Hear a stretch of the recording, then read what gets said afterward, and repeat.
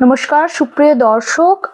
কিছুদিন আগে একটি ব্লগ, একজন অ্যাক্টর প্লাস একজন ব্লগারের ব্লগ রীতিমতো ঝড় তুলেছিল সোশ্যাল মিডিয়ায় এবং সেটি পোস্ট হয়েছিল আমাদের পিএনডব্লিউ চ্যানেলে এবং পোস্ট হওয়ার পর সেটি বিভিন্নভাবে ঝড় তোলে এবং আমরা শুনেও ছিলাম। শায়ক যিনি একজন অ্যাক্টর, তিনি গিয়েছিলেন থানায় গিয়েছিলেন, অভিযোগও করেছিলেন। তিনি এখন নিজের সোশ্যাল মিডিয়া হ্যান্ডেলে, ফেসবুক হ্যান্ডেলে একটি পোস্ট করেছেন। আমি একবার আপনাদের শোনাবো, পোস্টটি আমার সামনে আছে। আমি একবার আপনাদের শোনাবো। অলিপাপ ক্ষমা চাইলো অ্যাট লিস্ট। অলিপাপ ক্ষমাও চেয়েছে।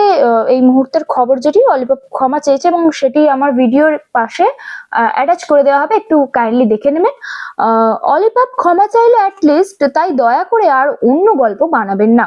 স্ক্রিপ্ট বা ওই জাতীয় কিছু থিওরি আমাকে খুব অবাক করেছে। রাগের মাথায় থানায় গিয়েছিলাম ঠিক। এই ভুলে অলিপাপের ক্যাজুয়াল অ্যাপ্রোচে আমার মাথার ঠিক ছিল না। আমি বিফ কোনোদিন মুখেও নেইনি। এবার থেকে দেখে শুনে বুঝে চলবো না হয়। আমি জনগণের ওপর নির্ভরশীল, তাই জনগণ যা বলবেন সেটাই ঠিক। হয়তো ওই ভদ্রলোক আর অলিপাপের বিরুদ্ধে আমার এই কমপ্লেন উইথড্র করেছি। আমার অলিপাপের ভুল নিয়ে সমস্যা ছিল, হতে পারে আমার রিয়াকশনও কিছুটা ভুল ছিল, আমি দুঃখিত। ভবিষ্যতে ব্লগ বানানোর ক্ষেত্রে আমি এই ধরনের কন্ট্রোভার্সিতে জড়াতেই চাই না। আমার হিন্দু মুসলিম নিয়ে কোনো রকম সমস্যা নেই, আমি নিজের কিছু আচার মেনটেন করে চলতে চাই। শুধু আমার ব্লগ আর কিছু ইনস্টাগ্রাম কন্টেন্ট সবাইকে এক হয়ে থাকার কথা আগে বলতো, পরেও বলবে। অনিচ্ছাকৃত ঘটনার জন্য আবারও দুঃখিত।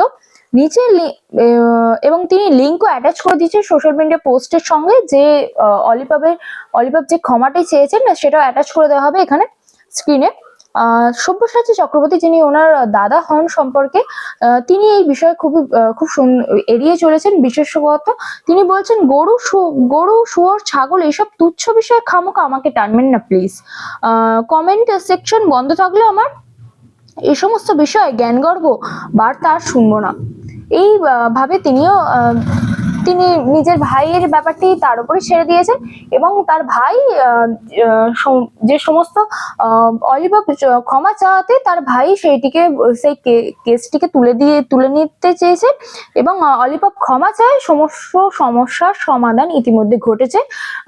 আপনাদের সামনে এইটুকুই তুলে ধরলাম এবং এই সমস্ত প্রুফ অ্যাটাচ করে দেওয়া হবে স্ক্রিনে, একটু কাইন্ডলি দেখে নেবেন। এবং যে সমস্ত ঘটনাগুলি ঘটলো পশ্চিমবঙ্গে কিছুদিন আগে এই বিফ নিয়ে, এবং সেই কন্টেন্টটি পোস্ট হওয়ার পর শায়কের পার্সোনাল লাইফেও আই থিঙ্ক কিছুটা ঝড় উঠেছিল এবং তার ফলেই সে আজকে এই পোস্টটা অলিপাপ পোস্ট দিল, ক্ষমা চাওয়ার পোস্টটা অলিপাপ করলো এবং তারপরে ঠিক শায়ক সেও সেই পোস্টটা করলো এবং পোস্ট করে সমস্ত সমস্যার সমাধান ইতিমধ্যে হয়েছে।